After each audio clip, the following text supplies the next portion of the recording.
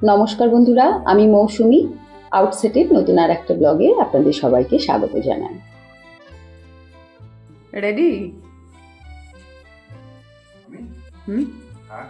চলো।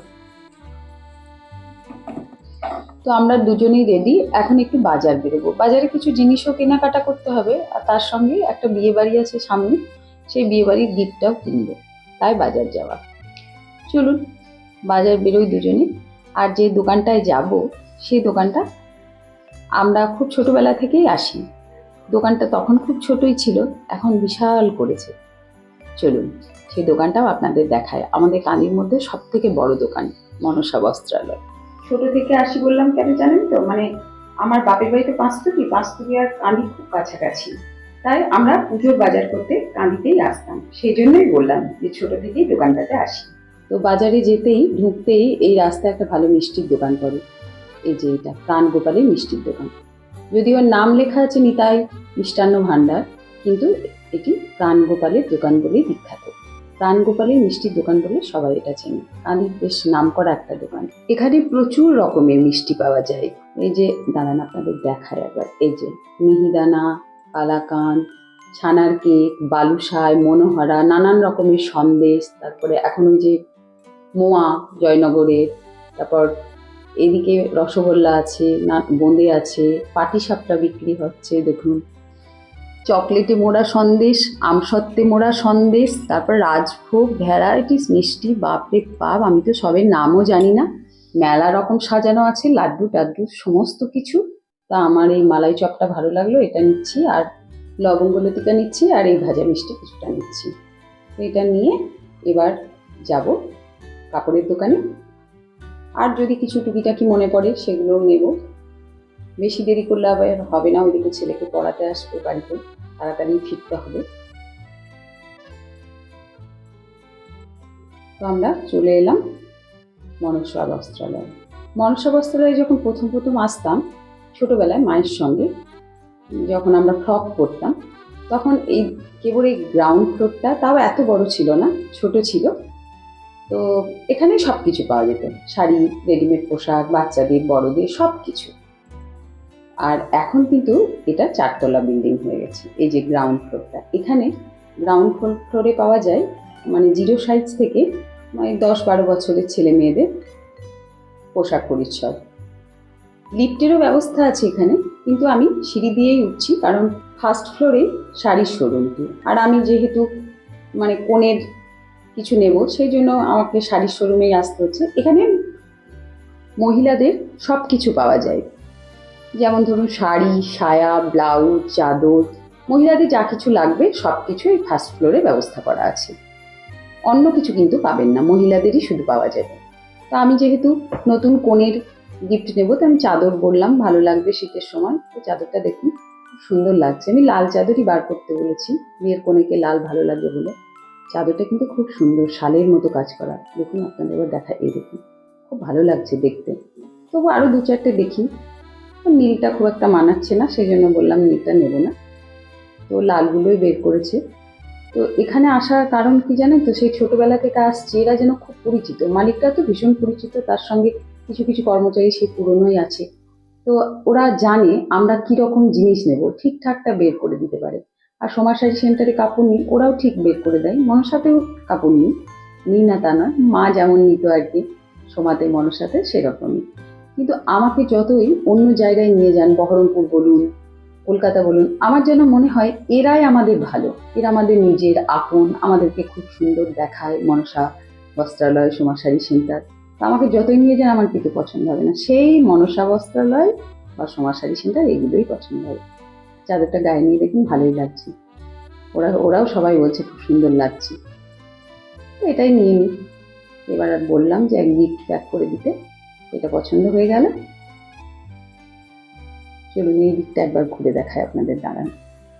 এদিকে ফ্যান্সি শাড়িগুলো আছে, এদিকে চাদর, এইদিকে দেখুন তাঁতের শাড়ি, তারপরে কি সব বলছে, অনেক কিছুই আছে এদিকে।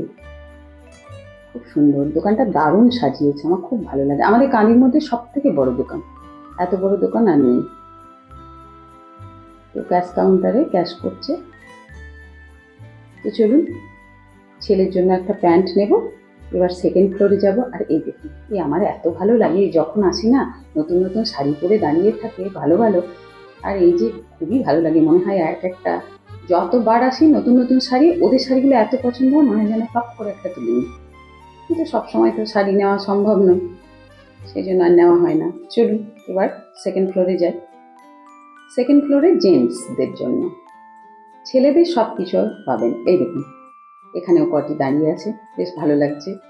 এগুলো দেখতে আমার খুব ভালো লাগে। আমি প্রতিবার আসি আর দেখি এরা কেমন পোশাক পরে আছে, কি প্যান্ট, কি জামা, ওইদিকে কি শাড়ি, এগুলো ভালো লাগে বেশ। তো এখানে ছেলেদের সমস্ত কিছু পাওয়া যাবে, একদম যা কিছু লাগে ছেলেদের আর কি, সব কিছু আছে। এখানে শীতের পোশাক আছে সব। আর একটা হচ্ছে খুব সুন্দর সাজানো থাকে সবসময়। আর এই প্রত্যেক ফ্লোরে এই ঠাকুরের একটা করে মূর্তি আছে। প্রথম ফ্লোরে মনসা, মানে গ্রাউন্ড ফ্লোরে মনসা ঠাকুরই আছে, যেহেতু মনসা বস্ত্রালয়, মনসা ঠাকুর। তারপরে প্রত্যেকটাতে একটা একটা করে এরকম ঠাকুর আছে, খুব ভালো লাগে এগুলো দেখতে। এগুলো ফাইবারের তৈরি। আর থার্ড ফ্লোর যেটা, সেটা হচ্ছে মেয়েদের সব কিছু, মানে মেয়ে মানে যারা চুড়িদার পরে, কুর্তি পরে, প্যান্ট পরে, টপ পরে, জিন্স পরে, তাদের জন্য সব কিছু হচ্ছে থার্ড ফ্লোরে, মানে 4 তলায়। তো সুন্দর ব্যবস্থা, এক একটা ফ্লোরে এক এক রকম ব্যবস্থা, কোনো ঝামেলা নেই, যার যেমন দরকার সেরকম উঠে গেলেই হবে। ছেলের প্যান্ট নেওয়া হয়ে গেল। এবার লিফটে নামবো, আর সিঁড়ি দিয়ে যেতে পারবো না বাবা, অনেক উঠেছি, পায়েও ব্যথা করছে। এবার লিফটে নেমে যাব। এতদিন এসেছি, কোনোদিন কিন্তু ছবি তুলিনি, ভাবলাম লিফটে একবার দুজনে একটু ছবি তুলে নিই। তো চলে এলাম গ্রাউন্ড ফ্লোরে। এবার বেরিয়ে যাব, আমি একটু কসমেটিক্সের দোকান যাব। এমনি বেশি কিছু নেব না, একটু টিপ টিপ কেনার আছে। তো চলে এলাম এখানে। এখানে শান্তনুর দোকানে আমি কেনাকাটা করলাম। কানেরগুলো বেশ ভালো লাগলো, ও বললো আজকেই এনেছে, তাই 2-4টে দেখাচ্ছে আমাকে যে বৌদি দেখুন কেমন কানের নিয়ে এসেছি, পছন্দ হলে নেন। তো এখান থেকে সাদা আর কালোটা আমার পছন্দ হয়েছে, সাদাটা কালোটা নিলাম। এই দেখুন কত কিছু ঝোলাই, আমি তো এগুলো পরি না, কোনোদিন নিই না। তাই শান্তনুকে বলি একবার দুটো দিও, বাড়িতে গিয়ে পরে দেখবো যে কেমন লাগছে। আমি ঝোলা কানে খুব একটা পরি না, আমি ট্যাপ টাইপেরই পরি। বেশ সুন্দর সাজানো আছে, ভালো লাগে বেশ দেখতে। একবার ঘুরিয়ে দেখিয়ে দিচ্ছি ক্যামেরাটা আপনাদেরকে।